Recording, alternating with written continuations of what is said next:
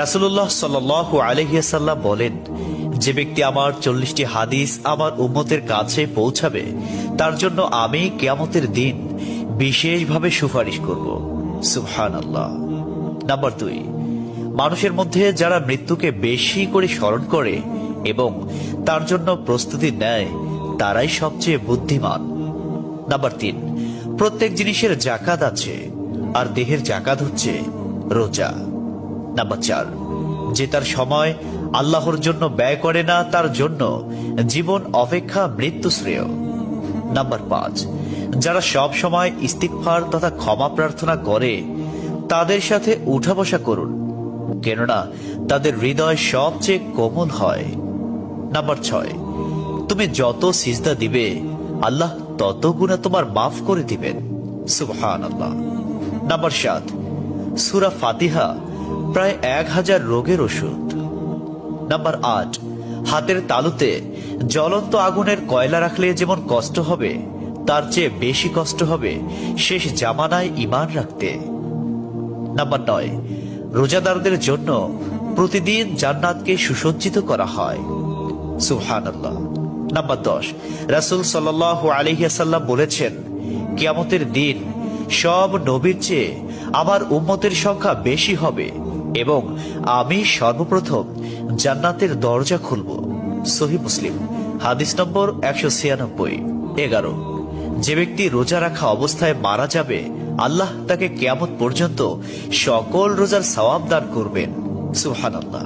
Number 12, যে ব্যক্তি ফজরের নামাজ আদায় করল সে আল্লাহর হিফাজতে চলে গেল। নাম্বার 13, রাসূলুল্লাহ সাল্লাল্লাহু আলাইহি ওয়াসাল্লাম বলেছেন, রোজা ও কোরআন কিয়ামতের দিন মানুষের জন্য সুপারিশ করবে। মুসনাদে আহমদ, হাদিস নম্বর 6626। 14, নবীজি বলেছেন, রোজাদারদের জন্য সবচেয়ে বড় খুশির সংবাদ হলো হাসরের মাঠে আল্লাহ সবার আগে রোজাদারদের সাথে সাক্ষাৎ করবেন। সুবহানাল্লাহি ওয়া বিহামদিহি। 15, যখন রমজান আসে তখন জান্নাতের দরজাসমূহ খুলে দেওয়া হয়। 16, রাসূলুল্লাহ সাল্লাল্লাহু আলাইহি ওয়াসাল্লাম বলেন, যখন কোনো বান্দা আল্লাহর দিকে দুটি হাত উঠায় তখন তিনি তা ব্যর্থ বা শূন্য ভাবে ফিরিয়ে দেন না। তিরমিজি, হাদিস নম্বর 502। 17, হযরত মুহাম্মদ সাল্লাল্লাহু আলাইহি ওয়াসাল্লাম বলেছেন, একটি খেজুরের অর্ধেক হলেও দান করে জাহান্নামের শাস্তি হতে নিজেকে হেফাজত করো। সহিহ বুখারী, হাদিস নম্বর 6023। প্রিয় ভাইরা, নাম্বার 18, যদি ভালো হতে চাও তবে সর্বপ্রথম মিথ্যা বলা ছেড়ে দাও। 19, তুমি যখন রাস্তা দিয়ে যাও তখন আল্লাহর নামে জিকির করো, কারণ হাসরের দিন ওই রাস্তা তোমার নামে সাক্ষ্য দিবে। 20, তোমরা সব সময় উযু করো, কারণ কিয়ামতের দিন যারা উযুকারী তাদের হাত পা উজ্জ্বল থাকবে। সুবহানাল্লাহি ওয়া বিহামদিহি। 21, যার দুঃখ বেশি তার প্রতি আল্লাহর রহমতও বেশি। 22, যখনই নামাজে দাঁড়াবেন জীবনের শেষ নামাজ মনে করবেন। 23, যে মহিলা গর্ভাবস্থায় 1 খতম কোরআন পাঠ করবে তার গর্ভের ওই সন্তান একজন নেককার বান্দা হিসেবে দুনিয়াতে আগমন করবে। সুবহানাল্লাহ।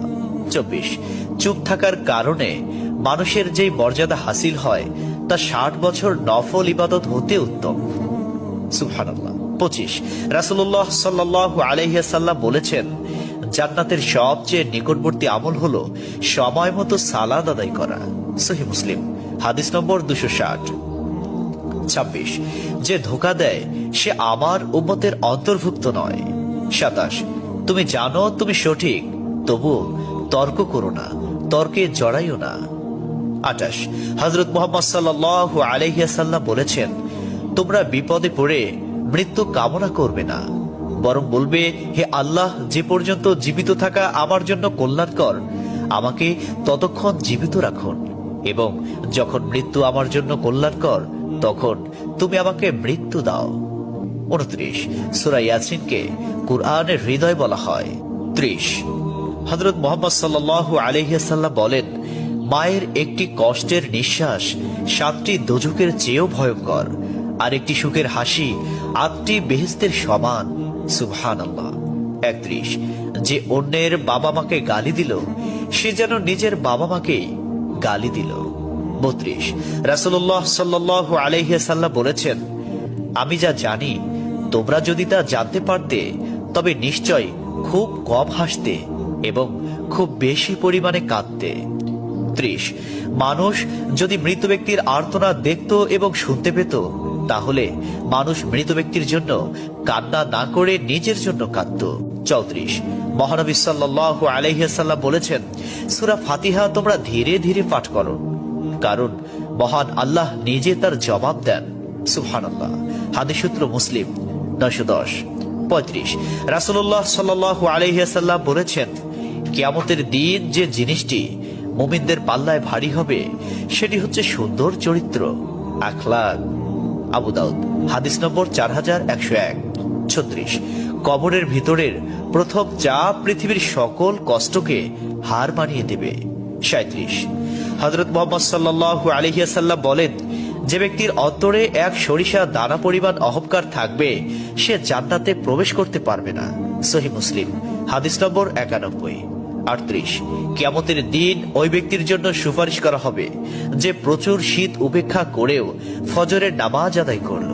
39, নিশ্চয় মহান আল্লাহ নম্র, তিনি নম্রতাকে পছন্দ করেন। তিনি নম্র স্বভাবের লোকদেরকে যা দান করেন তা কঠিন স্বভাবের লোকদের দান করেন না। আবু দাউদ হাদিস নম্বর 4807। 40, কবর মানুষকে দিনে 70 বার স্মরণ করে এবং ডাকে। আল্লাহ সুবহানাহু ওয়া তাআলা আমাদের সঠিক জ্ঞান এবং বুঝার তৌফিক দান করুন এবং আমাদের এই সমস্ত হাদিস সমূহের উপর আমল করার তৌফিক দান করুন। আমিন।